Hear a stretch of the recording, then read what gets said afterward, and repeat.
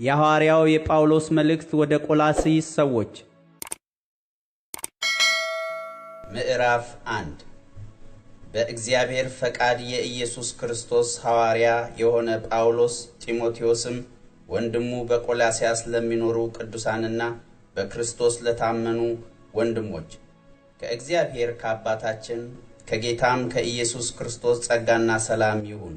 ስለ እናንተ ስንጸልይ በሰማይ ከተዘጋጀላችሁ ተስፋ የተነሳ በክርስቶስ ኢየሱስ ስለ እምነታችሁ ለቅዱሳንም ሁሉ ስላላችሁ ፍቅር ሰምተን የጌታችንን የኢየሱስ ክርስቶስን አባት እግዚአብሔርን ሁልጊዜ እናመሰግናለን። ስለዚህም ተስፋ በወንጌል እውነት ቃል አስቀድማችሁ ሰማችሁ። ይህም በዓለም ሁሉ ደግሞ እንዳለ ወደ እናንተ ደርሷል። የእግዚአብሔርንም ጸጋ በእውነት ከሰማችሁበትና ካወቃችሁበት ቀን ጀምሮ በእናንተ ደግሞ እንዳለ እንዲህ በዓለም ፍሬ ያፈራል ያድግማል። ከተወደደ ከእኛም ጋር አብሮ ባሪያ ከሆነው ከኤጳፍራ እንዲህ ተማራችሁ። እርሱም ስለ እናንተ ታማኝ የክርስቶስ አገልጋይ ነው። ደግሞም በመንፈስ ስለሚሆን ስለ ፍቅራችሁ አስታወቀን። ስለዚሁ እኛ ደግሞ ይህን ከሰማንበት ቀን ጀምረን የፈቃዱ ዕውቀት መንፈሳዊ ጥበብንና አእምሮን ሁሉ እንዲሞላባችሁ እየለመንን ስለ እናንተ ጸሎትን አልተውንም። በበጎ ሥራ ሁሉ ፍሬ እያፈራችሁ በእግዚአብሔርም ዕውቀት እያደጋችሁ ከደስታም ጋር በሁሉ ለመጽናትና ለመታገስ እንደ ክብሩ ጉልበት መጠን በኃይል ሁሉ እየበረታችሁ በቅዱሳንም ርስት በብርሃን እንድንካፈል ያበቃንን አብን እያመሰገናችሁ በነገር ሁሉ ደስ ልታሰኙ ለጌታ እንደሚገባ ትመላለሱ ዘንድ እንለምናለን። እርሱ ከጨለማ ሥልጣን አዳነን፣ ቤዛነቱንም እርሱንም የኀጢአትን ስርየት ወዳገኝንበት ወደ ፍቅሩ ልጅ መንግሥት አፈለሰን። እርሱም የማይታይ አምላክ ምሳሌ ነው። የታዩትና የማይታዩትም ዙፋናት ቢሆኑ ወይም ጌትነት ወይም አለቅነት ወይም ሥልጣናት በሰማይና በምድር ያሉት ሁሉ በእርሱ ተፈጥረዋልና ከፍጥረት ሁሉ በፊት በኩር ነው። ሁሉ በእርሱና ለእርሱ ተፈጥሯል።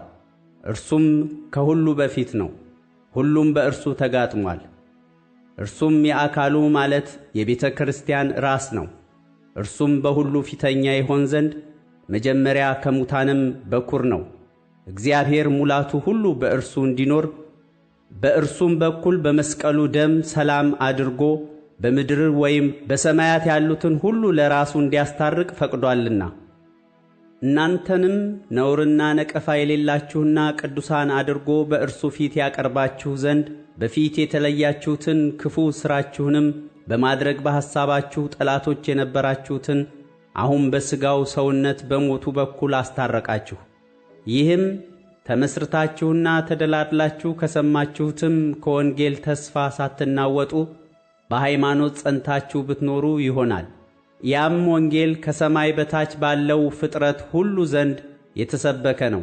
እኔም ጳውሎስ የእርሱ አገልጋይ ሆንሁ። አሁን በመከራዬ ስለ እናንተ ደስ ይለኛል። ስለ አካሉም ማለት ስለ ቤተ ክርስቲያን በሥጋዬ በክርስቶስ መከራ የጎደለውን እፈጽማለሁ። ስለ እናንተ እንደ ተሰጠኝ እንደ እግዚአብሔር መጋቢነት የእግዚአብሔርን ቃል ፈጽሜ እንድሰብክ እኔ የቤተ ክርስቲያን አገልጋይ ሆንሁ። ይህም ቃል ከዘላለምና ከትውልዶች ጀምሮ ተሰውሮ የነበረ ምስጢር ነው። አሁን ግን ለቅዱሳኑ ተገልጧል። ለእነርሱም እግዚአብሔር በአሕዛብ ዘንድ ያለው የዚህ ምስጢር ክብር ባለጠግነት ምን እንደሆነ ሊያስታውቅ ወደደ። ምስጢሩም የክብር ተስፋ ያለው ክርስቶስ በእናንተ ዘንድ መሆኑ ነው። እኛ በክርስቶስ ፍጹም የሚሆን ሰውን ሁሉ እናቀርብ ዘንድ ሰውን ሁሉ እየገሰጽን ሰውንም ሁሉ በጥበብ ሁሉ እያስተማርን የምንሰብከው እርሱ ነው። ስለዚህ ነገር ደግሞ በእኔ በኃይል እንደሚሠራ እንደ አሰራሩ እየተጋደልሁ እደክማለሁ።